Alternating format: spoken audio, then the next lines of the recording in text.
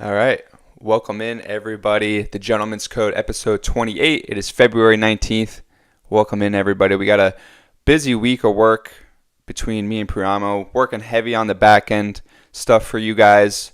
We are launching live March 1st for the Discord, the Taylor's Code Discord. So if you guys have not already seen what we do on the school platform, we're going to be transitioning out of there on March 1st. We've been working heavy on the back end, getting stuff done like landing pages, getting payment processes set up, everything on the back end developing.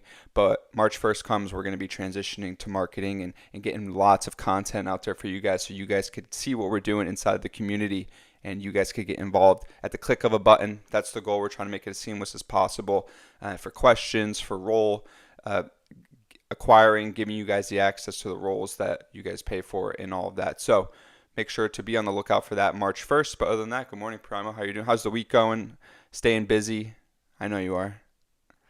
Good morning, Bobby. Yeah, I'm fucking the shit. I mean, it's incredible once you get momentum with anything that you do, how things start to pick up and how the work becomes so much easier to do when you see the progress happening, right?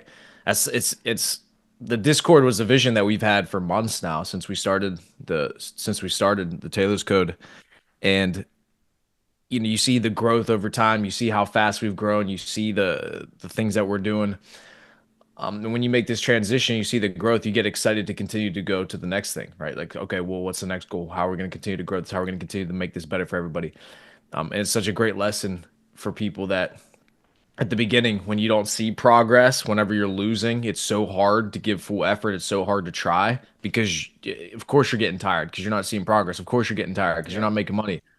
As soon as you start to see things flourish and grow and you start to gain some momentum, it's incredible how you have unlimited energy. You just, easy. Now we're just fun. So yeah, the week's going fantastic. We're just continuing to make this better and better for the people inside. And this is the thing.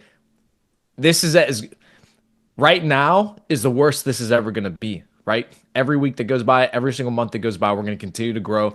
The organization is going to continue to get better. We're going to continue to innovate for you guys and help you make more and more money, build the network out. Like this is the worst it's ever going to be. hmm So things are only going to go up from here. So yeah. Yeah, 100%. I remember when we started on school, we knew pretty soon into that we're like, yeah, we have to get on the Discord. We have to do some changes, and we wrote those changes out. And we ended up ultimately making those changes.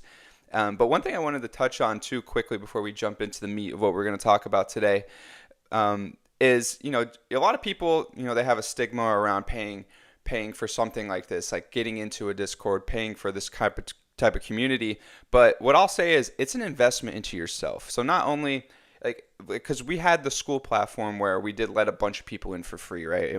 And they just didn't bring the value that we wanted into the community. I think that was something that we learned early on once we were bringing people in for free. So why we charge people to join the community? It's one so that you're incentivized to actually work once you get into the community. You can't just, get in and then it's just, something you never touch for a week, 10 days, a month at a time. That's not what we want. We want people to be interactive. We want you to get in there. We want you to work. So if you're spending a Yep. little bit of money each month, you're more incentivized to do that. That's my thinking behind it. Because when you have that free, it's just a free way to get in and take in information in bits and pieces as you want. It's not as valuable. So yeah, there's not going to be as many people in the community as we start off. Like you said, it's not going to be the finished product, but ultimately the goal is people get in and they pay for it and they're incentivized to work and to work with us in there.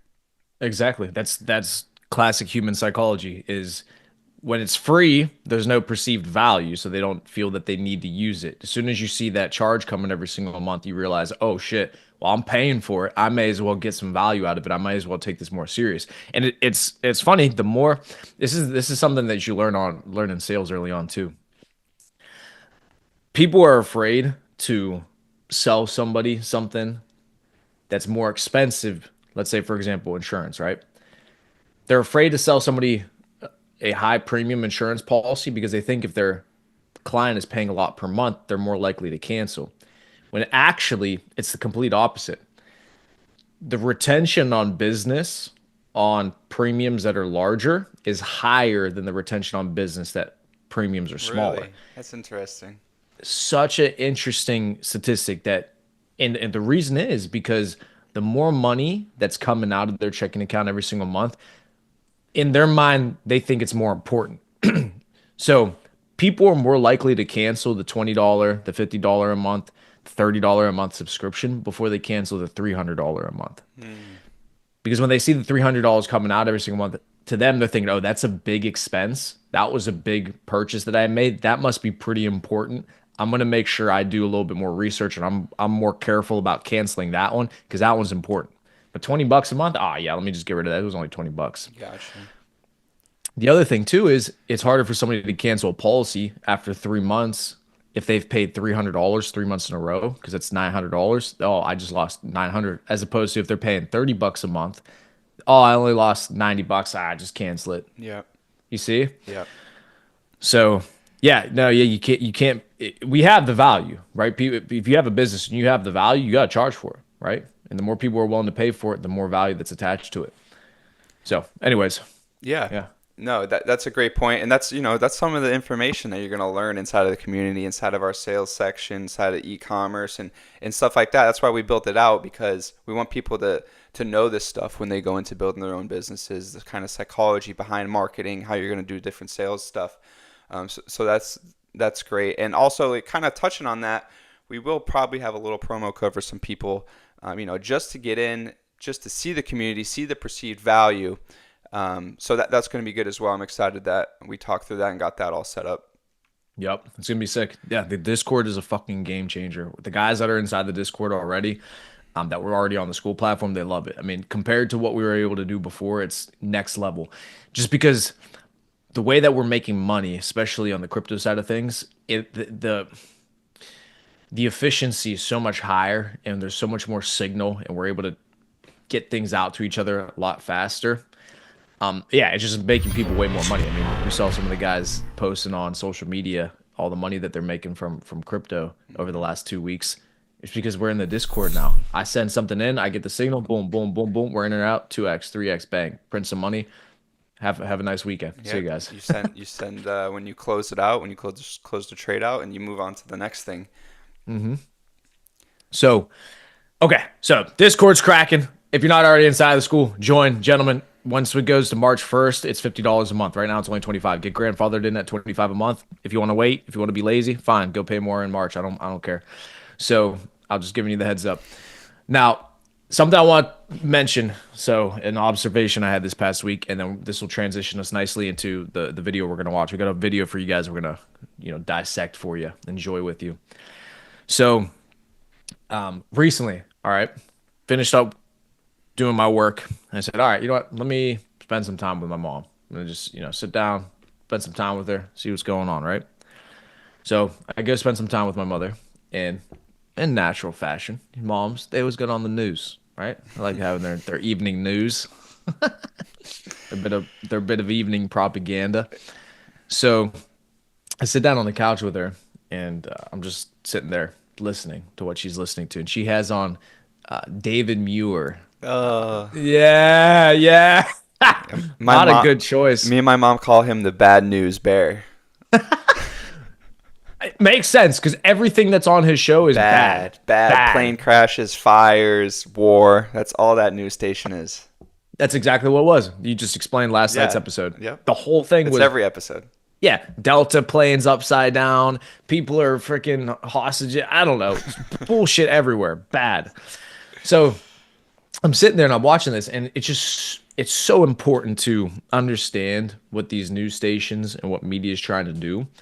Because when you understand what the enemy is trying to do to you, then you can go ahead and find out where they're trying to take you, and you can go ahead and make the readjustments and go ahead and, as Tate would say, punish the perpetrators. Go ahead and make the decisions, make the moves that are going to be able to put you in a situation where you can defeat these people who are trying to lie to you. So what did I notice? On X, I watched the full clips of all these things that are happening in politics, news around the world. I sit there and I actually watch and I analyze the full clips, full press conferences. They're not everything I watch full because I don't want any context removed from what I'm watching, so I understand what's actually happening.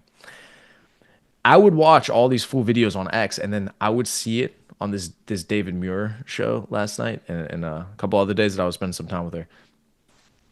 The way that they clip things and remove context, should be illegal.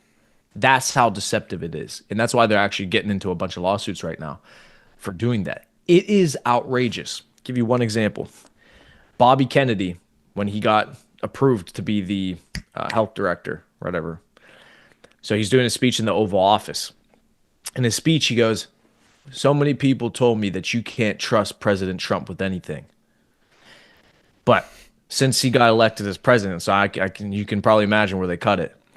Since he got elected as president, he's delivered on every single promise based off of a handshake deal.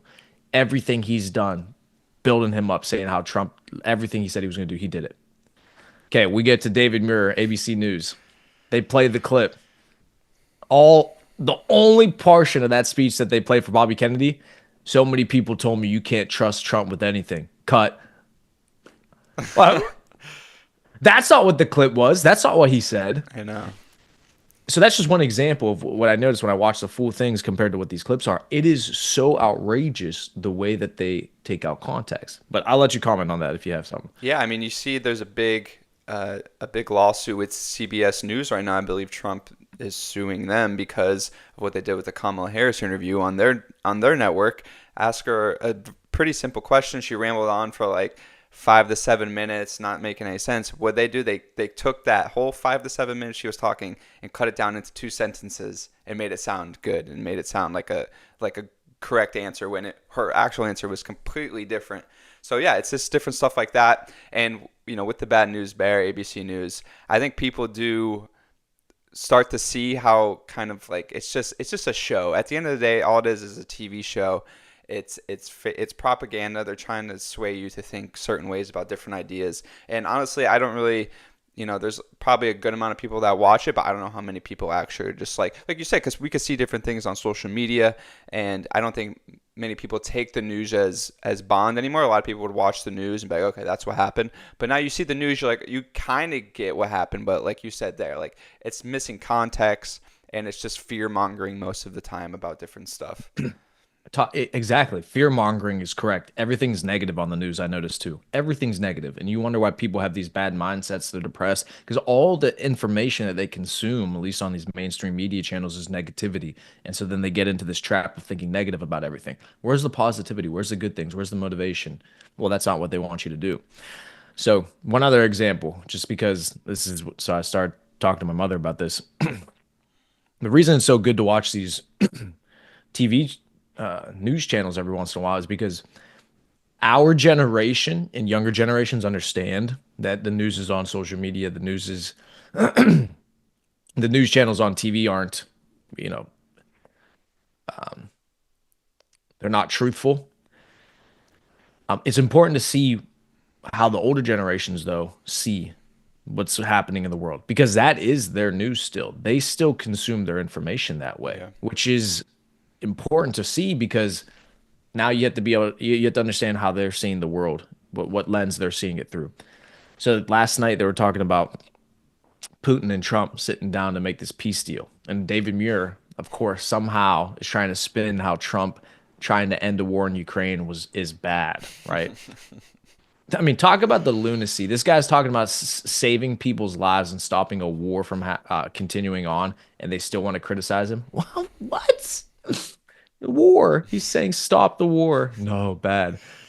Insanity. So they go, Trump said, David Moore goes, Trump said that Biden, they should have prevented this war because they should have struck a deal with Russia to stop it, as the world saw Russia invading Ukraine.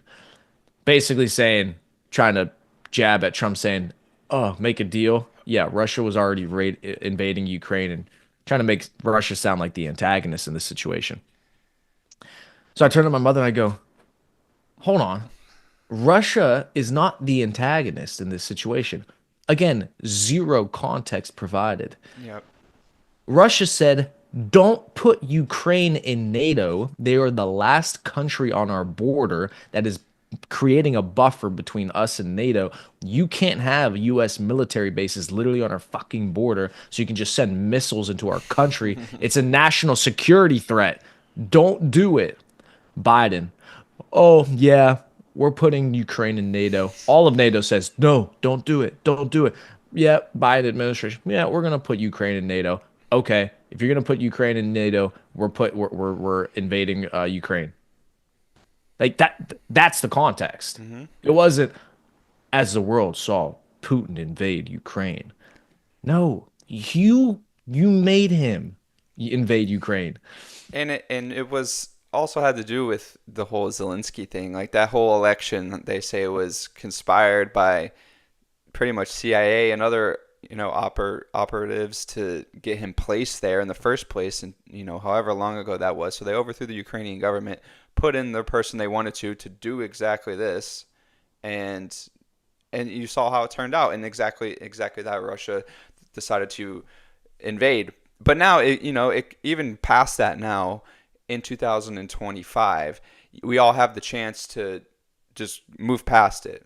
Stop the firing, come to a deal, and they still don't want to. They want this is the whole point of like what they were trying to do over there was a little proxy war, give Ukraine some a little military power so they could stand and be their own country. Okay, great. You guys succeeded in that, the Biden administration. They wanted to give weapons and give all this stuff so Ukraine could support itself.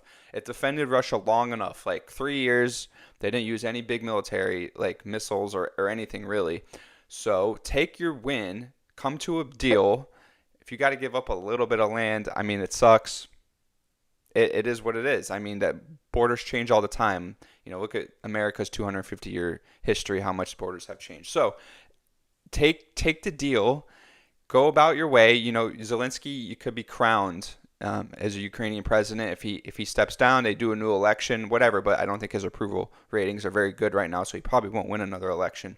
So take this. I think it's the best situation for them, and I don't understand why NATO and the European countries still want to keep going for some reason. You saw the British Parliament; they want this to keep going somehow. I think it's kind of because they see it as America's last foot in the door of NATO and funding military over there, so they're trying to just exhaust every resource possible. But I Mhm. hope it comes to an end too. I don't know why they would still want it to go on. Yeah, no war is a good war, right? Yeah, if you need to defend yourself, fair, but no war, there's no reason to provoke a war. The reason that that administration wanted to do the war as well is because there's so much money involved, or there's so much money to be made in Ukraine, all the natural resources. That's why they want to keep it on the West. That's why they don't want Russia to be able to take over it, because there's trillions of dollars of natural resources. But now, guess who's buying up all the land in Ukraine? BlackRock. Hold on a second. U.S. companies and investors are now starting to buy land in Ukraine because they just passed a law that the U.S. Citizens can do that. Isn't that interesting? I wonder if that had anything to do with the war. Yeah, I wonder if it Hmm. had anything to do with that. What was his name? That Hunter guy that was on the board of directors at a big natural gas energy company. Interesting. What that had to do with Ukraine, right? They were Huh. dealing. Yeah. I wonder if that had anything to do with it. Right. Exactly. And what was one other thing I was gonna say with Ukraine? Oh, this is another good one too. People say how Putin's a dictator and no, they don't have elections over there, etc. They're always criticizing Russia. People don't forget that Zelensky is also a dictator. What? Zelensky? He's not a dictator. What are you talking? They canceled the elections in Ukraine so that they couldn't take out Zelensky. Guys, look this up. They canceled the elections. He's a dictator. There's no democracy there. There are no elections for Zelensky. He could have been taken out by now. They canceled him because why? Emergency. We're at war right now. In the US, we never canceled elections because we were at war. Why'd you have to cancel the elections? Well, they don't want Zelensky to lose power. So again, you got to do your own research. People got to understand the context of these situations. Don't get fooled by the media. Don't get fooled by what your friends, with the pink hair tells you. Don't get fooled. Just don't be fooled. Do your own research, And right? there's plenty of resources out there. You could listen, Trump talks for hours on a day. Like he's talking to press and they ask him some pretty good questions sometimes, really try to get some answers out of him. And he says like what he thinks about the situations. And I think they're meeting in Saudi Arabia at some point this week. Maybe that'll be in the interview we're going to watch to get more information on that. But yeah, they talk at lengths about it.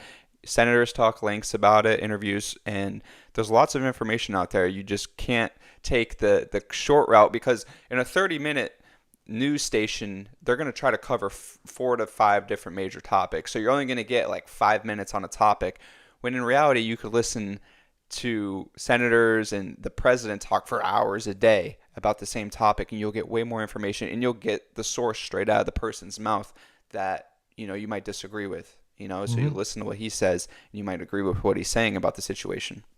Hmm. It's just good to be educated on history too. People should care to know the history of different regions, the Hmm. history of politics, so you have the context of what things are happening under, right? People try to act like what happened in Ukraine in 2022 when Russia had invaded was the first chapter in this book of Ukraine and Russia. That's not the first chapter. That's not the first instance. That's not the first aggression. No, there's many years of history of to what was going on there. Yeah, go ahead. Do you remember I think it was like last year this time, maybe Tucker Carlson went to Russia and he interviewed Putin. And Hmm. where did Putin start that interview? He started it back in like 1600 or 600 AD, something like way long ago. And he started with the history of that region, of why the borders ended up the way they were. And even Tucker a few times is like, wait, I don't understand how this makes sense. And Putin's like, just give me a second. I'm going to talk Hmm. about it. So he laid out the history, like you said. So it's important to understand the history of why things are the way they are now, because that's why you see conflict. That's why you see things evolve into the future, because of what's happened in the past. And you want to learn from the past to not make mistakes again in the future, but also to understand people, like why Russia may want Ukraine, or why Ukraine wants to be independent, Right. whatever it might be. So I think Right. that's a great thing to do, is just to learn the history. Right. And the only way you can come to a resolution is if you understand both sides. Nowadays, people want to be so divided. Oh, I'm on this team, you're on that team. I don't want to care about your perspective. I don't want to know why you have your perspective. I'm just going to think what I think. I'm going to say that you're wrong and you're a bad person for believing what you believe. No, everybody in every conflict believes that they're correct. That's why they're willing to fight over it. That's why they're willing to die over it. Russia believes in their minds that they're correct. Ukraine, not all of them, but the people in power there believe that they're correct. Hmm. Okay, that's fine. So let's understand both perspectives. Why do they believe that they're right? Let's understand the history and let's come to an agreement. People now, they don't want to, whether you're on the left or the right, doesn't matter. People want to get into a position of, no, you're wrong, you're evil, no, you're bad, no, no, no. Well, why do they believe that? They're not stupid people. Russians aren't stupid. Why do they believe that this is makes sense for them? Because it's a national security threat. Because people in eastern Ukraine, the people on the border of Russia and Ukraine, are ethnically Russian historically. Yep. Those are Russian people. So there's a reason that they think it should be a part of Russia. Anyways, if you have any other points on that, I think that was a good. No, nothing. I want to give a shout out, Focus564, for the live follow on Twitch. Dang, Gentlemen, your Twitch is heating Twitch up. is heating. Hmm. Gentlemen are heating on Twitch. I gotta get my Twitch algo going. So, what do All you right. got for us today, video wise? Yeah, so let's cook up. I was just this morning watching a little bit of the Hannity interview with Musk and Trump. Now, guys, keep in mind, I'm not biased. Yes, there's what's it called? Propaganda for the left with all these liberal media stations.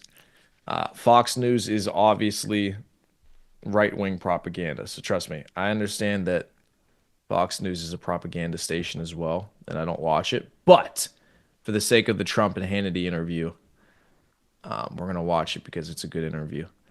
Where is it at here? Hold on. I'm gonna share my screen. We're gonna just watch this live together. It's the first time me and Bobby were watching it. Give a little commentary on what these guys are talking about. Where the fuck is it? Hold on. Elon had tweeted it. Here it is. No, is this it? No. Is this it? No. Here it is. I got it. See that? So, what you said too about Fox News being right wing, and it definitely is. I 100% agree. But here's the thing: that the left wing media versus the right wing media couldn't be more different in today's day and age. Because if you look at what happened, in the election, obviously, more people resonate with the right side of things, the conservative side of things in today's day and age. No, not as many people follow along with the left side, with the left liberal side does. So their media seems way more abstract, way more out there, and more propaganda and lies. Does the right do that? Yes, I believe they do. But at the same time, the beliefs of what the right is saying make way more sense. Like when it comes to, transgenders in women's sports and in the border and things like that. It's like more people resonate with that side now. So it does sound more like correct news. Like Hannity might ask some like off their questions to take jabs at people, and would be my guess. Right. But at the same time, it's like it could make sense. Right. Oh no, it's certainly more reasonable for sure. That's why the left is losing Yep. their entire what's it called? They're losing their party because they're trying to take 80-20 positions, and they're taking the 20% of the issue, and 80% of people are saying, you guys are out of your fucking minds. What are you talking about? And then that's why they're losing. Okay, so let me see. I should be able to do this. Hold on. Oops. I'll just do like this. All right. Can you see this? Yep. I see the Twitch home screen. I mean, X home screen. X. All right. So let's put this full screen. We'll Yep. be up here in the top right-hand corner. Yep. Looks good. Beauty. All right. Yeah, they can see my shit. Are we good? Yeah, we're good. That's fine. Okay, cool. Hit play. I don't have any sound though. Oh, bumbleclut. Let me do this real quick. Share screen, share sound. Share sound. Here it is.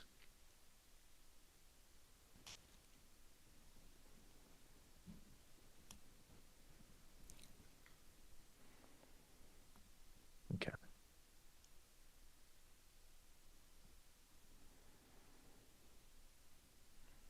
He's kind of put a lot of his life on hold. And You hear it now? you sued Twitter a number of years ago. You just made him pay you $10 million? That's right. That's right. That's right. Well, That's right. I sued from long before he had it.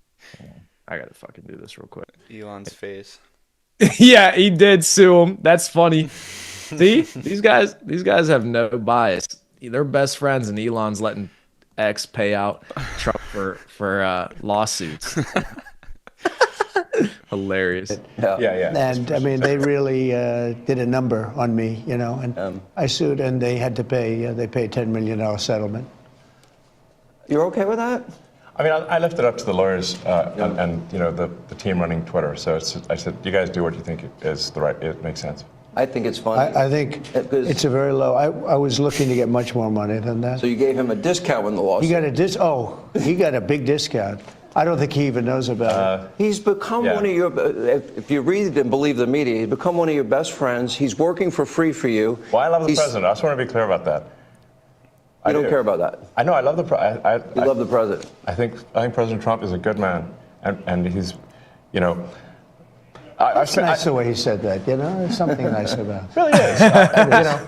Because I mean, the president's been so unfairly attacked in the media. It's really outrageous. And I've at this point spent a lot of time with the president, and not once have I seen him do something that was mean or cruel or wrong. Not once. I've known him for 30 years. Yeah. And I've never seen anybody take as much as he's taken. Yeah. And we've discussed this, and I'm like, how do you deal with it? Did I have a choice? Well, you would say that to me. I'm like, what am I going to do? Worry about it? And, and then culminating in 2 assassination attempts, which resulted in your endorsement. Well, I was going to do it anyway, but that was it. Precipitating event. Yeah. That speeded it up a little bit? Yeah. The day of the assassination. I didn't know that. Yeah. It sped it up, but I was going to do it anyway. Mr. President, with your indulgence, I'm convinced that people only know a little bit about Elon. I don't think they know everything about Elon, because as I studied and prepared for this interview, I learned a lot about you that I didn't know. I think people will think about Tesla. Democrats are demonizing you and trying to make the country hate you. I just want people to understand you a little bit better, and the person that you've gotten to know and have now put a lot of trust in. Yeah. And, just let's go over a little bit of your bio, starting with PayPal and how you became involved in Tesla and SpaceX and Neuralink and all these. Take a while. I mean, I think the way to think of me is like I'm a technologist, and I try to make technologies that improve the world and make life better. Your shirt. Yeah, and that's why I like my T-shirt says tech support, because I'm here to provide the president with technology support. And now that may seem like, well, is that a silly thing? But actually, it's a very important thing, because the president will make these executive orders, which are very sensible and good for the country, but then they don't get implemented. So if you take for example, all the funding for the migrant hotels, the president issued an executive order. Hey, we need to stop taking taxpayer money and paying for luxury hotels for illegal immigrants, which makes no sense. Like, so obviously, people do not want their tax dollars going to fund high-end hotels for illegals, and yet they were still doing that even as late as last week. And so, we went in there and we're like, this is in violation of the presidential executive order. It needs to stop. So what we're doing here is one of the biggest functions of the Doge team is just making sure that the presidential executive orders are actually carried out. And this is, I just want to point out, this is a very important thing, because the president is the elected representative of the people. So he's representing the will of the people. And if the bureaucracy is fighting the will of the people and preventing the president from implementing what the people want, then what we live in is a bureaucracy and not a democracy. No. You're both aware, you have to be keenly aware. Okay. I just got to comment on that quickly. So this is how you know these are high-level businessmen, and not only businessmen, but high-level leaders, okay? And they'll actually talk about this a little bit later in the interview. But this is high-level leadership, because the genius is in the implementation, right? People can take notes, people can take down, they can read, they can take the information, they can study, et cetera, et cetera. But the genius is in the implementation, right? So they're talking about how the government, so many things get passed, or executive orders are passed, or whatever, right? But nothing gets implemented, so it means nothing. And another important leadership, not tactic, but something you have to do as a leader, is you have to inspect what you expect, okay? People assume just because they say something needs to be done, or they say something needs to start happening, or they implement this rule into their business. But if you don't inspect what you expect, people are always going to try to avoid the work, or they're going to try to avoid implementing what you told them to implement. So you have to inspect what you expect. Find out if it's actually happening. And that's what Elon and Trump are doing. Holy shit, all of a sudden change is happening. Yeah, 2 quick points. One is the tech support aspect of it. I think the federal government is severely lacking in technology for its employees and for just systems and implementation. If you go to the DMV, it could take like a week or two to get your driver's license in the mail, and just all these like little things. And we saw the granite tunnel with where they store the retirement for people, and it's a very slow process. They need to update their systems. They need to implement new ideas, and I think that's a great thing that tech support Elon Musk is bringing to the table with the Doge people.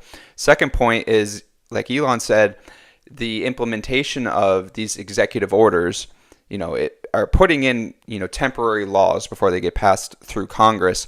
And one of those was no more funding for illegals in New York City hotels.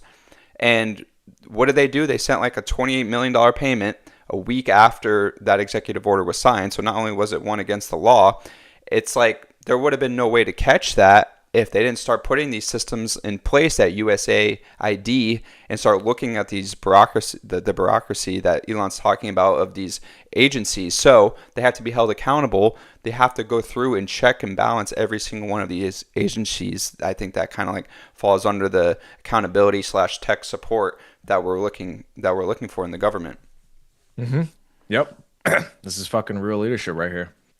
That the media and the punditry class, not that, I think you've proven they have no power anymore, because they threw everything they had at you and they didn't win. And that was, the New York Times, Washington Post, 3 networks, every late night comedy show, 2 cable channels. They threw everything, lawfare, weaponization. Sure. And now I see they want you two to start, they want a divorce. They want you two to start hating each other. And they try, President Elon Musk, for example. You do know that they're doing that to you. Oh, I see it all the time. They tried it, then they stopped. That wasn't. They have many different things of hatred. Actually, Elon called me. He said, they're trying to drive us apart. I said, absolutely. They said, we have breaking news. Donald Trump has ceded control of the presidency to Elon Musk. President Musk will be attending a cabinet meeting tonight at 8 o'clock. And I say, it's just so obvious. They're so bad at it. I used to think they were good at it. They're actually bad at it, because if they were good at it, I'd never be president. Because I think nobody in history has ever gotten more bad publicity than me. I could do the greatest things. I get 98% bad publicity. I could do, outside of you and a few of your very good friends, it's like the craziest thing. But you know what I have learned, Elon? The people are smart. They get it. Yeah, they do, actually. They get it. They really see what's happening. Yes. And at the end of this interview, what I would like is I want people to know the relationship and know more about you. What is the relationship, Mr. President? Well, I respect him. I've always respected him. I never knew that he was right on certain things, and I'm usually pretty good at this stuff. He did Starlink. He did things that were so advanced and nobody knew what the hell they were. I can tell you in North Carolina, they had no communication. They were wiped out. Those people were, they had rivers in between. Land that never saw water, all of a sudden it was a river and a vicious, like rapids. People were dying all over. They had no communication. They said, do you know Elon Musk? They didn't really know I knew him. I said, yeah. He said, could you get Starlink? It's like the first time I ever heard of it. I said, what's Starlink? A communication system. That's unbelievable. I have it. Yeah. And he said, I called him and I said, listen, they really need it. And he got like thousands of units of this communication, and it saved a lot of lives. He got it immediately, and you can't get it. I mean, you have to wait a long time to get it. But he got it to him immediately, and I said, that's pretty amazing, and I didn't even know he had it. We watched the rocket ships, and we watch Tesla. I think, something that had an effect on me was when I saw the rocket ship come back and get grabbed, like you grab a beautiful little baby. You grab your baby. It just hug the rocket. I've never seen. Right, everything needs a hug, including rockets. And he said, you can't really have a rocket program if you're going to dump $1 billion into the ocean every time you fly. You have to save it. Right. And he saved it. First time that I've ever seen that done. And nobody else can do it. If you look at the U.S., Russia, or China, they can't do it, and they won't be able to do it for a long time. He has the technology. So you learn. I wanted somebody really smart to work with me in terms of the country, a very important aspect. Because, he doesn't talk about it. He's actually a very good businessman. And when he talks about the executive orders, and this is probably true for all presidents, you write an executive order and you think it's done. You send it out. It doesn't get done. It doesn't get implemented. They don't implement it. Maybe they're from the last administration, and they are in some cases. You try and get them out as fast as you can. But as soon as he said that, I said, that's interesting. You write a beautiful executive, and you sign it, and you assume it's going to be done, but it's not. What he does is he takes it, and with his 100 geniuses, he's got some very brilliant young people working for him that dress much worse than him, actually. Yeah, they dress in just T-shirts. You wouldn't know they have 180 IQ. Wait a minute. So he's your tech support. No, he is. Big balls. But he's much more than that. I actually am tech support, though. But he gets it done. He's a leader. Yeah. He really is. He gets it done. You get a lot of tech people, and you have people that are good with tech, but he gets it done. I said in real estate, you had guys that would draw beautiful renderings of a building, and they'd draw the rendering, and it would be great, and you say, great, when are you starting? But they were never able to get it built. They couldn't get the financing. They couldn't get the approvals. It would never get done. And then you have other guys that are able to get it done. They could just get it done. I was in real estate. Same thing in this. He gets it done. So when he said that, he said, when you sign these executive orders, a lot of them don't get done, and maybe the most important ones. And he would take that executive order that I'd sign, and he would have those people go to whatever agency it was. When are you doing it? Get it done, get it done. And some guy that maybe didn't want to do it all of a sudden he's signing. He just doesn't want to be bothered. Do a lot of those executive orders have to be codified into law? You need the Republican Congress and to they follow will be. up? A lot of them will be. Yeah. They will. But look, in the meantime, we have 4 years. The beauty is we have 4 years. That's why I like doing it right at the beginning, because an executive order is great. I mean, the one problem, it's both good and bad, because when they did all these executive orders, I've canceled most of them. They were terrible. I mean, we're going to go radical left communist. Okay, it was crazy. Their Really crazy. executive orders were so bad. If they ever got them codified, you'd never be able to break them. So the damage that Biden has done to this country, and it's not even Biden, it's the people that circled him in the Oval Office, okay? But the damage they did to this country, in terms of, let's say, open borders, you know, there's so many things, but open borders, where millions of people poured into our country, and hundreds of thousands of those people are criminals. They're murderers, they're drug dealers, they're gang members, they're people from prisons from all over the world. And we have a great guy, Tom Homan, and he is doing so incredibly. You saw the numbers, they're now like 96%. 95%. He is a phenomenal guy. And Kristi Noem is doing an unbelievable job. And he wanted her. He said, she's so tough. And I said, I don't think of her as that way. You know, she's very nice. He said, no, she's so tough. And she is. I see with the horses, she's riding the horse. Let's go. She's great. But the team we have is really unbelievable. Homan's fucking G.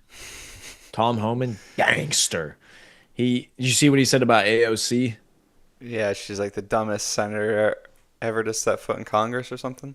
Yeah. AOC just got done calling Elon the dumbest billionaire she knows. So, yeah, the super genius Elon Musk is dumb, and then she puts out a video teaching how illegal aliens can avoid getting deported.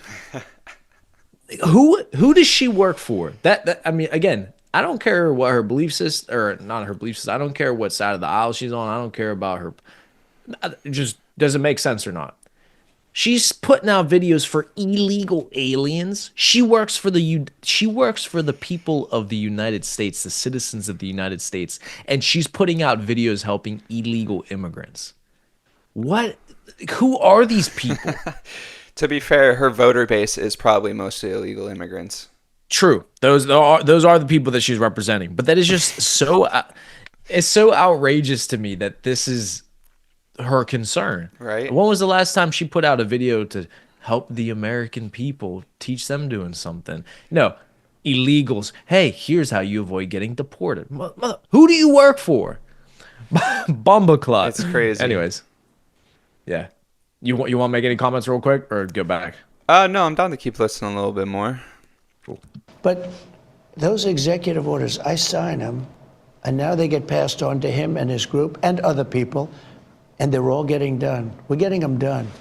Let me go back a little bit to your background, because it's beyond impressive. You were the chief engineer, for example. You were an early believer in Tesla. You became the CEO, and then the chief engineer, which was phenomenal. SpaceX, same thing, which is unbelievable. I mean, you were the first private company to send astronauts successfully into space.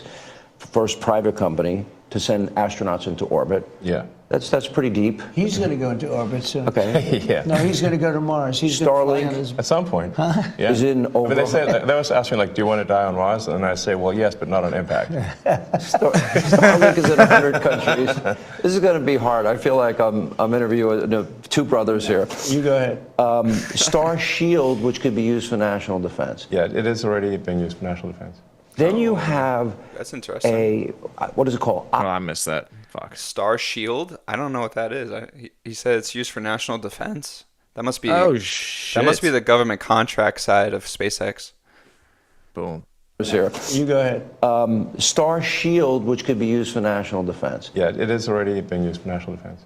Then you Elon! have what is it called? Optimus, a part of Tesla. The robot, yeah. A robotic arm. Then you have an AI arm. And then you have something that really fascinated me, and it's called Neuralink. Yes. You might help the blind to see, Yes. and people with spinal cord injuries, that they can recover, where in the past, How close is that Yeah. to becoming a success? Neuralink, we've implanted Neuralink in 3 patients so far who are quadriplegics, and it allows them to directly control their phone and computer just using their mind, just by thinking. It's like, so we call this product telepathy. So you control your computer and phone just by thinking, and it's possible to actually control the computer and phone faster than someone who has working hands. Then the next step would be to add a second Neuralink implant past the point where the neurons damaged. It's a real dumb so guy. they can walk again, and so they can have full body functionality restored. Trump's getting ideas. He wants a Neuralink. in his And head. And you like Bobby, right? I like Bobby, actually. Yeah, I think I supported Bobby Kennedy.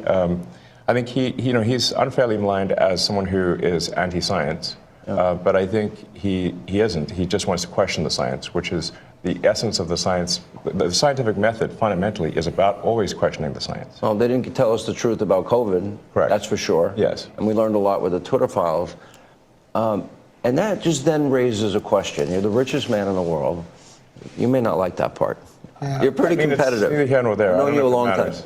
But That's why. but he's on your team. President. Well, that's true. He can't top that. He's good. You know, I wanted to find somebody smarter than him. I searched all over. I just couldn't do it. I couldn't. You really tried hard. I couldn't find anyone smarter, right? So we had it for the country. But this is the thing. We settled on this Well, guy. thanks for having me. So, I'm just trying to be useful this is here. the interesting. This is where we are as a society, and I hate to do this to you, but I'm going to do it anyway. You're doing all of these things. Nobody at Doge gets paid a penny, correct? Well, actually, some people are federal employees. Some are, they do- okay. Yeah, They're helping. But it's fair to say that the software engineers at Doge could be earning millions of dollars a year, and instead of earning a small fraction of that as federal employees. Okay, so just And they're very committed people. so Yes. you're committed to helping the blind see, people with spinal cord injuries recover. Yes. You're committed to getting to Mars. You're committed to rescue. You're going to help rescue next month 2 astronauts that I think were abandoned. They dispute that in an interview. When are you At getting the them? president's request, or instruction, we are accelerating the return of the astronauts, which was postponed kind of to a ridiculous degree. They got left in space. They've been there. They were supposed to be there 8 days. They're there almost 300. Biden. They were yes, they were left up there Biden. for political reasons, which Biden. That's it. Just Biden. That's all you need to know. That's is not good. Okay, it's not good. Now, Biden. if I had the weight of the pressure of doing that successfully on my shoulders, I think I'd be, But when we spoke before we did this interview, you are very confident. You think this will be a successful mission. Well, we don't want to be complacent, but we have brought astronauts back from the space station many times before, and always with success. So, as long as we're not complacent, When are you going to launch? I think it's about 4 weeks to bring them back. About 4 weeks. Yeah. And You We're have being the go-ahead. extremely cautious. Yeah. You now have the go-ahead. Yes. Well, thanks to you. They didn't have the go-ahead with Biden. What's that? He was going to leave him in space. I think he was going to leave him in space. Well, it's like He when we considered were it growing like- up, lost in space. Yeah, he didn't want the publicity. Can you believe it? Unbelievable. And so Yeah. I want to echo something that the president said and then ask an overarching question. So people get hit with Hurricane Helene. They have no communication with the outside world. You come to the rescue. You donated that, I Yes, believe? yes. Okay. You donated to the people He saved a lot of lives in North Carolina. He saved a lot of lives. and California after the wildfires? California, but I mean in North Carolina where they were really in trouble, they had no communication. People were Nothing. dying. They were dying of starvation.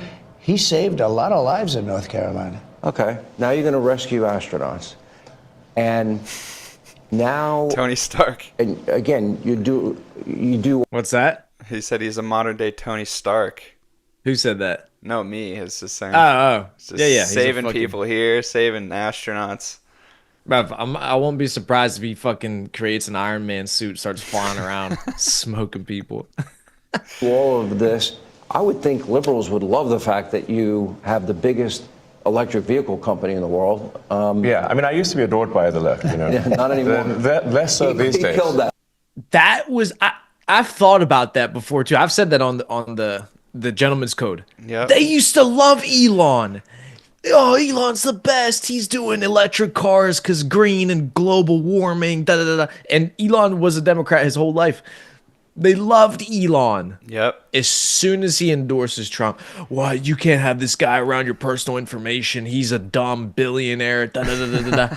Bruv, all these people were the ones fucking buying Teslas left and right. Everybody in California was getting Teslas. Oh, yeah. Get the fuck out of here. These people were outrageous. No loyalty. Nope. Now they dump them and they just attack them every day. Yep. No loyalty. I mean, these just outrageous. Now, how about the guy that you love so much who's a fucking super genius? Maybe if he changed his political alignment, you should think to yourself, well, maybe he probably thought this through. Yeah. You know? Fucking hilarious. I mean, let's. I really didn't know. Well, I mean, this whole sort of like, they call it like Trump derangement syndrome, and I didn't, you don't realize how real this is until like you can't reason with people. So like I was at a friend's birthday party in LA, just a birthday dinner, and it was like a nice, quiet dinner, and everyone was behaving normally.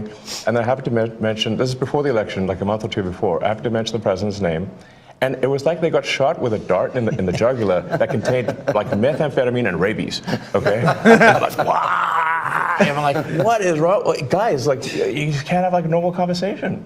Yeah. And it's like it's like they become completely irrational. He has no idea, but if you're friends with him, yeah, you pay a price. You know, it's like I walk into a restaurant in New York and it's like half the room it's daggers and they want to. No, the eye daggers level is insane. Yeah. I mean, there was like I had like some invitation because I got invited to like basically a big sort of damn event like that was, but it received the invitation like the beginning of last year, and I still attended even after I had endorsed President Trump, and I didn't realize how profoundly that would affect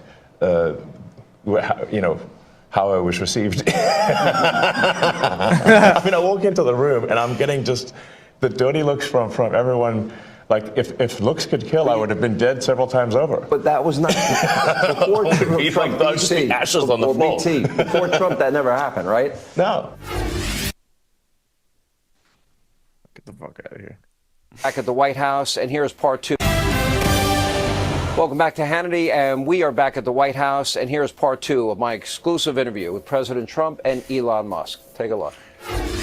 This is the $1 million or $1 billion, I'm among billionaires, question. So you have all of this going on, and you stop, in a way. You're still doing it, and you partner with him. And this is what you get for it from the Democrats. You get, nobody voted for Elon. Well, nobody voted for any of your cabinet nominees. Okay. People are dying because of Doge cuts. I'll give you a chance to respond to all that. What Doge is doing is illegal. Elon Musk is more street vernacular for a male body part. It's a constitutional crisis. Why are they reacting like this? Well, first of all, do you give a flying rip? Oh, number one, and well, I guess we must be over the target or doing something right. You know, if like they wouldn't be complaining so much if we weren't doing something useful. I think. But what all we're really trying to do here is restore the will of the people through the president. And what we're finding is that there's an unelected bureaucracy. Speaking of unelected, there's a vast federal bureaucracy that is implacably opposed to the president and the cabinet. And you look at, say, DC voting, it's 92% Kamala. Okay, so we're 92% Kamala. That's a lot. They don't like me here either. I think about that number a lot. I'm like 92%. That's basically almost everyone. Yeah. And so, but how can you, if the will of the president is not implemented, and the president is representative of the people, that means the will of the people is not being implemented. And that means we don't live in a democracy, we live in a bureaucracy. And so I think what we're seeing here is the thrashing of the bureaucracy as we try to restore democracy and the will of the people.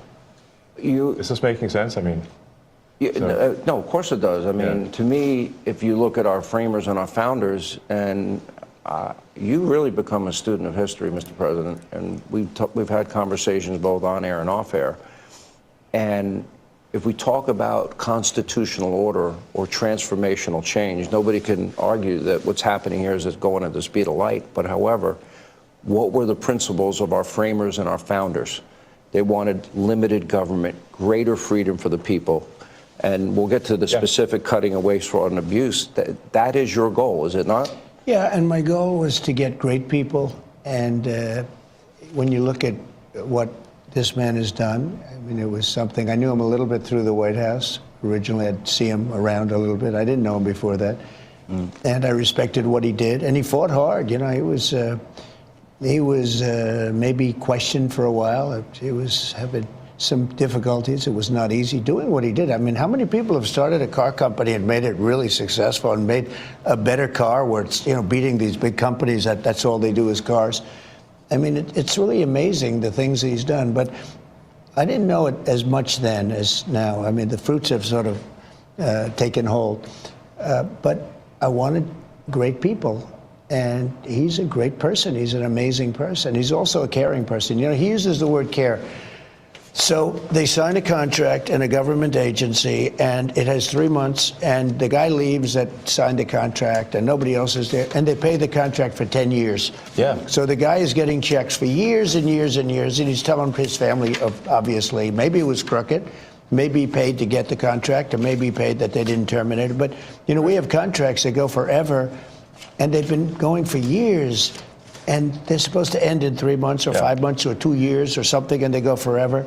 So the guy is either crooked, you know, where he knew this was going to happen, or he's crooked because he's getting payments that he knows he shouldn't be getting. But they're finding things like that. They're finding things far worse than that. And they're finding billions, and it will be hundreds of billions of dollars worth of fraud. I say waste and abuse, but fraud, waste, and abuse. And he's doing an amazing job. And he attracts a young, very smart type of person. I call them high IQ individuals, and they are. They're very high IQ and high IQ. And when they go in to see the people and talk to these people, you know, the people think they're going to pull it over. They don't. These guys are smart, and they love the country. You know, there's a certain something. But he uses the word care. So people have to care. Like, when I bought Air Force One, I negotiated the price. It was $5.7 billion, and I got them down to $1.7 billion. Now, they're not building the plane fast enough. I mean, they're actually in default. Boeing, they're supposed to have been building this thing forever. I don't know what's going on. We don't build the way we used to build. You know, we used to build like a ship a day, and now to build a ship is like a big deal. And we're going to get this country back on track. We can do it, but so many things. It takes so long to get things built and get things done. And a lot of it could be something we've been discussing. The regulators go in and they make it impossible to build. They make it very difficult to build anything, whether it's a ship, a plane, or a building, or anything. And some of them do it because they want to show how important they are. Some of them do it maybe because they think they're right. They use the environment to stop progress and to stop things. It's always the environment. It's an environmental problem. It's not an environmental problem at all. But they do a lot of things. And by the way, speaking of that, Lee Zeldin is going to be fantastic in the position. It's so important. He could take 10 years to approve or disapprove something, or he could do it in a month. You know, just as good. Sure. And I think you're going to see a fantastic job done by him. He's a tremendous guy. Newt, you echoed something when I just met you, and it was very similar to what Newt has been saying, that he brought this country to the dance. This is the opportunity to be transformational and to have, I would argue, the most consequential presidency if we really dig down and do something that had never been done before. And that is get rid of this bureaucracy. And I'm going to get to the specifics. You say the same thing. It's not done yet. And what do you mean by that? I mean, winning the election is really the opportunity to fix the system. It is not fixing the system itself. So it's an opportunity to fix the system and to restore the power of democracy. And, you know, people, like, it's funny how often when these attacks occur, the thing that they're accusing the administration of is what they are guilty of. They're saying that things are being done unconstitutional, but what they are doing is unconstitutional. they are guilty of the crime of which they accuse us. That's always the first thing they do. Yeah. He's in violation of the Constitution. They don't even know what they're talking. Well, It's they absurd. know. It's just a con job. It's a big con job. And they're so bad for the country. It's so dangerous and so bad. And the media is so bad. When I watch MSNBC, which I don't watch much, but you have to watch the enemy on occasion, the level of That's what we were talking about before. arrogance and Exactly. Yeah, you got it. You have to see what they're saying just to understand the context in which these people are seeing the world through. cheating, and they're just horrible people. These They are lie. horrible people. They tell They're conspiracy liars. theories. And they start up with the Constitution. They couldn't care less about the Constitution. CNN, likewise. I mean, I watch them asking questions with, you know, the hatred with the. I said, "Why are you asking the question with such anger? You're asking me a normal question, but you see the bias. The bias is so incredible. Those two are bad. PBS is bad. AP is bad. CBS is terrible. I mean, CBS now, they changed an answer in Kamala. They asked her some questions. She answered them like, you know, a low IQ person, the opposite of him, the absolute opposite. But she gave a horrible answer. They took the entire answer out and they put another answer that she gave 20 minutes later into the as the Part of her answer. word I've salad. never even heard of that. I thought I heard of it all. I'm going to, just for the sake of saving time, Yeah. because I could spend, and I've done this on radio and TV, I can spend an hour finding the outrageous amounts of money being spent abroad like USAID, and I just Sure. want to mention a couple, but I'm going to scroll it. And Well, I guess at a high level, I think it's what the president mentioned earlier, which is that in order to save taxpayer money, it comes down to two things: competence and caring. And when the president was shown the outrageous bill for the new Air Force One, and then negotiated it down, if the president had not applied competence and caring, the price would have been 50% higher, literally 50% higher. The president cared, the president was competent, the price was not 50% higher as a result. And so when you add more competence and caring, you get a better deal for the American people. But we were talking about this yesterday. I could give me thousands of bills. I could pick any one of Yes, them. exactly. But I could take all 1,000. And let's say it's a bill for $5,000, just $5,000, and it's done by some bureaucrat. And if he would say, I'll give you 3, I don't want to pay you 5, it's too high, I'll give you 3. But they don't do that. If a guy sends in a bill for $5,000, they pay $5,000. They expect to be cut. Everybody expects to be cut. When you send in a bill, you expect to be cut. They send in the bill higher for the most part. This is true with lawyers, legal fees. When they send in legal fees, I can cut. I wish I had the time. I would save so, but I could cut these bills in half, much better Yes. than half. But you offer people a much lower number because you know they actually put fat. I'm not even saying it's like a way of business. They put more on because they expect to be negotiated. When you send in a bill to the government, Exactly. there's nobody to negotiate. Yes. You send in a bill for $10,000 and they send you a check back for $10,000. If you would call them and Yeah. said, we'll give you 5. No, I need more than 5. We'll give you 5. I'm not going to pay any more than 5. Make it 6. No, I'm not going to make it 6. And you'll settle for $5,500. You've just cut the bill almost in half, and it took like 2 minutes. But none of that's Don't we done. call that the art of But the that's deal? caring. No, it's not even the art of the deal. It's caring. It's He uses the word. competence and caring. It's caring. Yeah. It's a certain competence, but I think it's more caring than competence. If you add either ingredient, either competence or caring, you'll get a better outcome. But it stands to reason that if you don't have competence, you don't have caring, you're going to get a terrible deal. And the problem is that the American taxpayers have been getting a terrible deal because look at the last administration. Can any reasonable person say that the last administration was either competent or caring? But they lied to us and said that Joe didn't have a cognitive decline. They fully lied. They said the borders were closed. They said that the borders were secure. They said that, Right. they said Obamacare would save. They flat out lied. They flat It was out lied. insane. Boom. They flat out lied.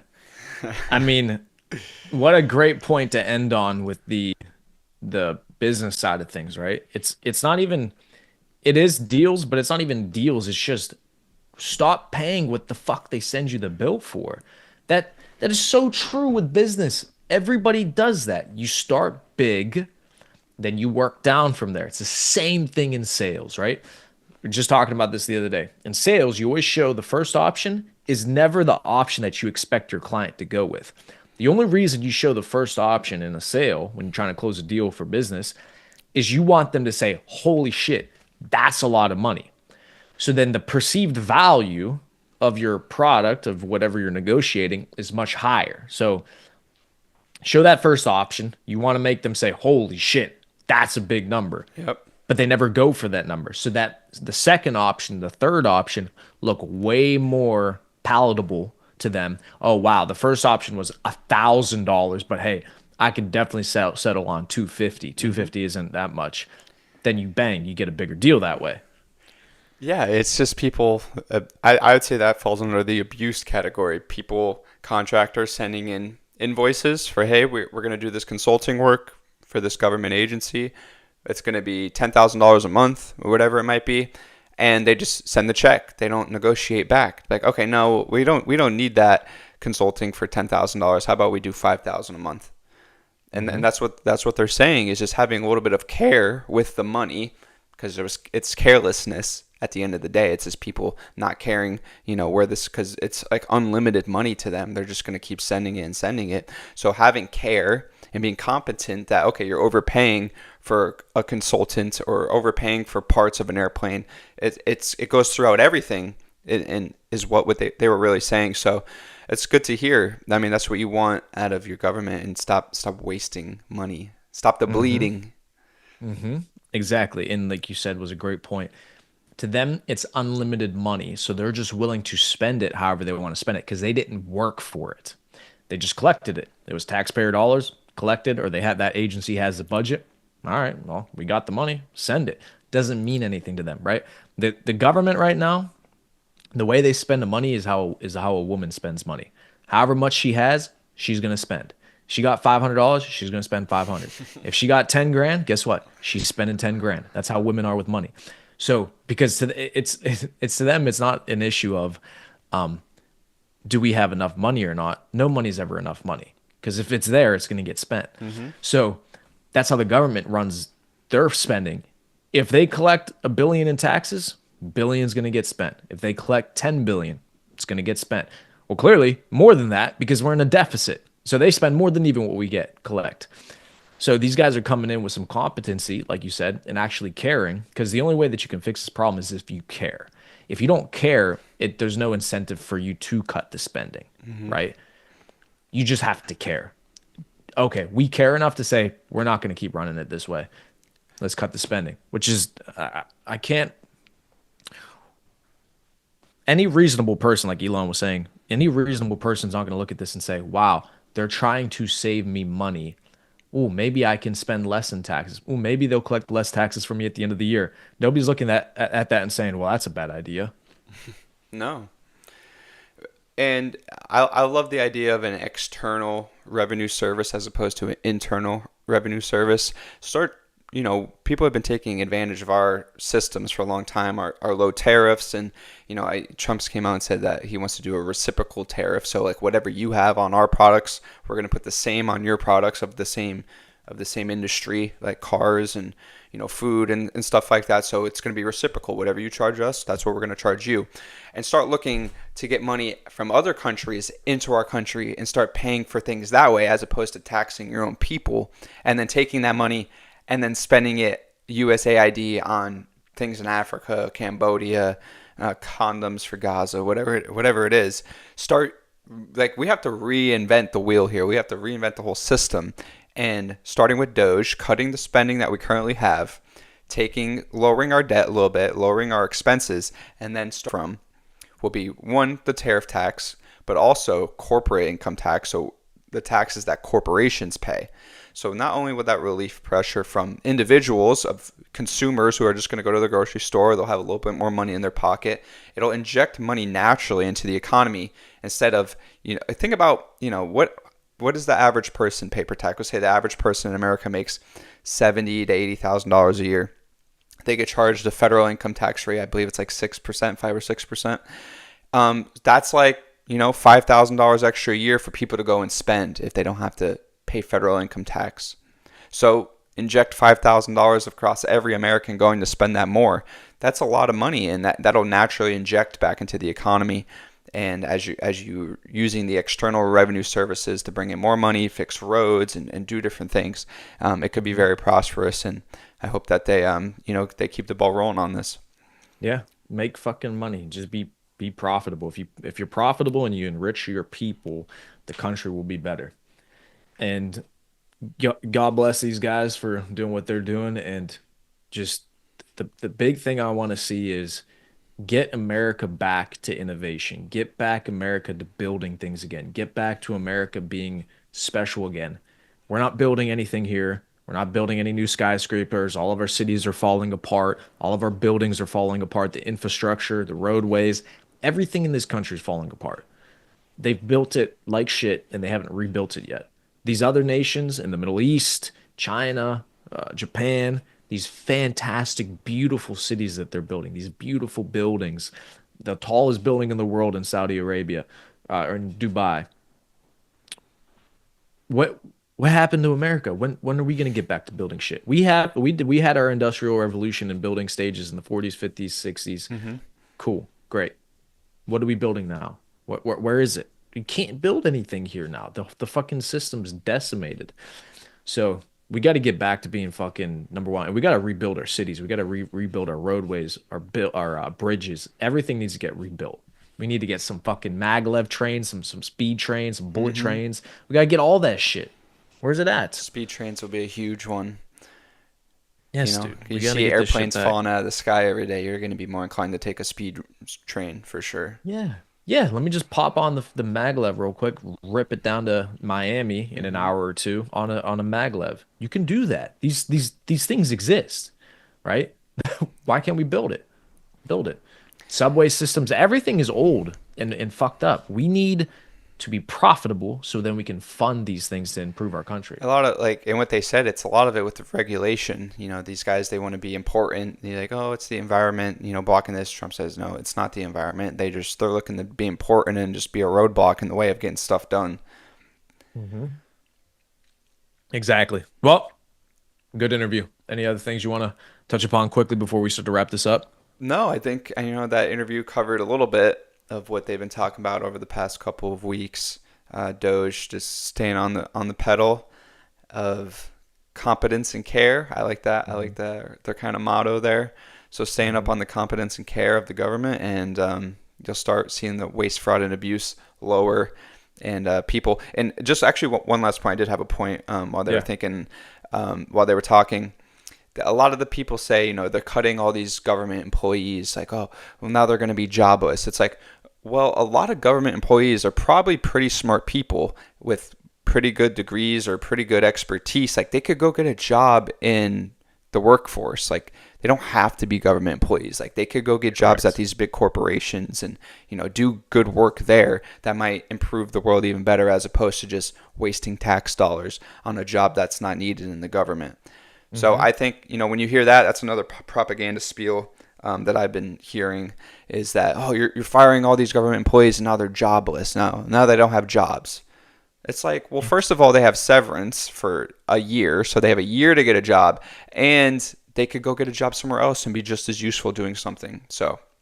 Right. Yeah, because it's, again, the government's a business. American people are using our taxes to fund these people. If these people were at a normal company and they weren't doing anything, they weren't providing any value to the company, you wouldn't look at that business owner for firing them and say, oh, that's wrong. Now they're not going to have a job. It's like, well, yeah, they weren't doing anything. That's why we got rid of them. It's better to fire these people so that they have to go provide a useful skill or service to the economy. Yep. But people don't use their minds. They don't think. They don't understand that that's actually better for the nation than them staying at the government, sitting at home all day doing fuck all and getting paid for it. They're not adding anything to society. They're just collecting a check and it's your money. Put them into the workforce, get them doing something productive to add to the GDP, to add to the actually gross domestic product of the country, and improve everybody else's life. Everybody's lives are improved at that point. Nobody should be getting a free check off of me. Why the fuck should they? Yeah. So what you're saying here is a major revolution of how government works. Like, moving forward, we'll think back to this in 12, 16, 20 some years of like reshaping what it looks like to be a government, and it's going to come down to like these next 4 years. Whatever they're able to implement from systems, maybe blockchain, maybe some other things, accountability, just cutting costs and spending. It's really we're gonna look back on this in the future and be thankful that it happened.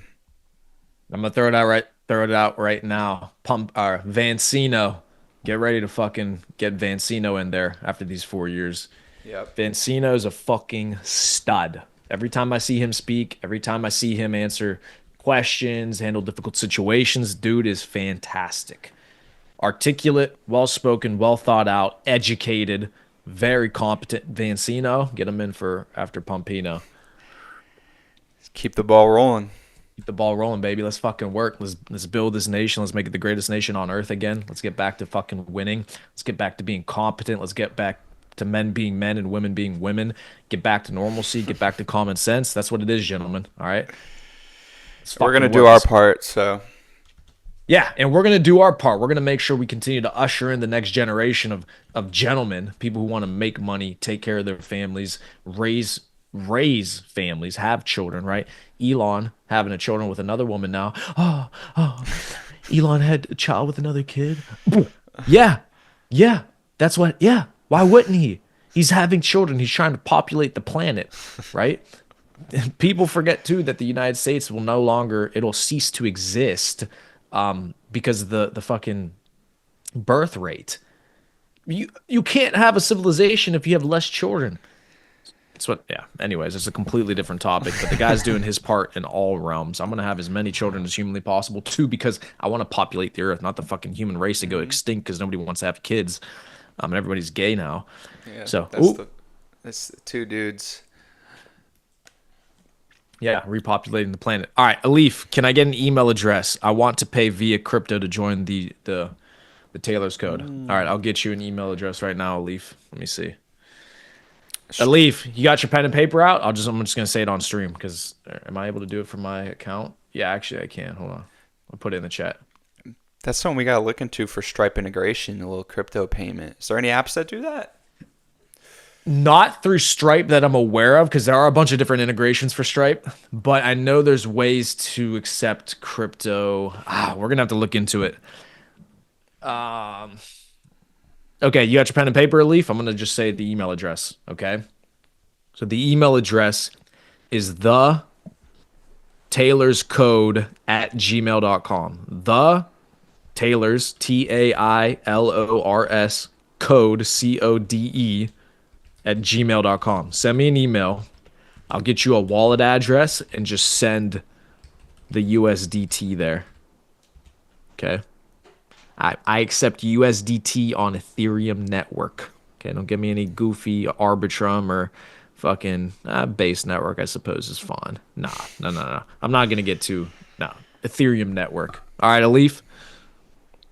All right, send me the email, Leaf. I'll get you inside of the Discord as soon as I see that money hit the wallet that I send you.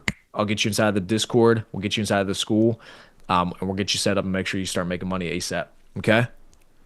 Thumbs up, Leaf. Give me a thumbs up in the chat. All right, it's another rule of business, ladies and gentlemen.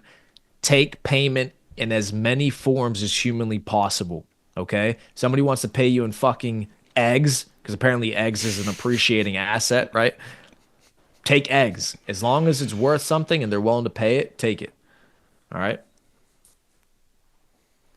All right, he gave me the thumbs up. Well, other than that, that's all I had for today. I like the format of kind of watching a video, so maybe we'll implement that a little bit more, because the morning, there's sometimes news breaks overnight and we could talk about it in the morning, so it's good to maybe watch a video and educate both of us at the same time, because a lot of stuff happens late at night. We don't get a chance to talk about it.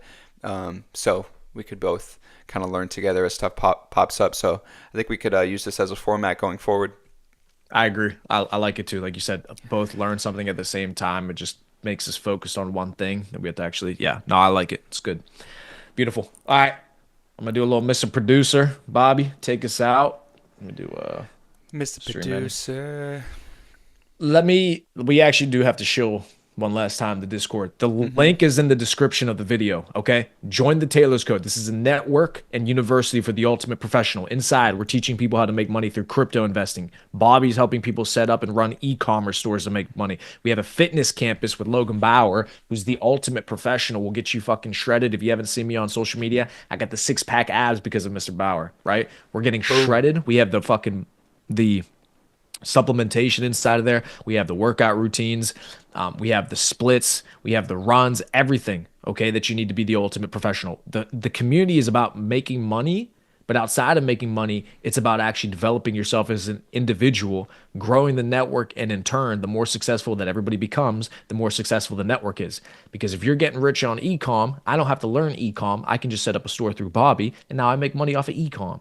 Vice versa with crypto, vice versa with fitness. As opposed to you trying to become a professional, an expert in every single area of life, which is not possible. You do what you do great. Then you get with individuals like ourselves who do what we do great. And then we just teach you what you need to know to be able to make money, right? That's networking. You leverage each other's relationships to be able to have success. So if you want to join a network of competent individuals that are making money, that are developing ourselves, that are increasing our lids, developing our leadership abilities, join the Taylor's Code. Do it now, because March 1st, everything's doubling. The prices are going up. The community's been growing for months now. Don't wait, okay? Do something effective. Do something important with your life. Yeah, I second all of that. Definitely get in at the cheaper price. It's just gonna, save you a few bucks in the long run. But in terms of learning and in terms, like I say all the time, it's the information age. And you can't do things if you don't have the correct information. So what we're providing is that information in all different realms, whether that's in crypto, you want to learn, you want to see charts, you want to an analysis of your coin. Priamo's in there, boom, he'll give it to you. He'll look at the chart, he'll graph it out, give you his thoughts behind it. Same with e-commerce. If you already have an e-commerce store, I've already done a few audits where people have sent me their stores, and I'm just going to send you a plethora of information back on where I think you could do improvements. Just give me the systems you have, whether you're on Shopify, whatever kind of platforms you use, and then your marketing strategies. And then I'll go through, look at all those things, and give you my report back of where I think you can improve and how I think you'll get more sales. Same with fitness. You want to get information from people that are actually shredded and people that are actually doing well in fitness. You don't want to get information from fat people or anything like that. So go in there, you look and see. We're in there posting our gains all the time. So go in there, check it out, and you get information on supplements, information regarding workouts, how many sets to do, what weight to do for your body weight, different things like that. So information age is key. Gain information from your network, and you're going to reap all the benefits from it. Exactly. Cool. Link is in the description of Bobby's channel. Link is in the description of my channel. Join up. Let's get fucking paid.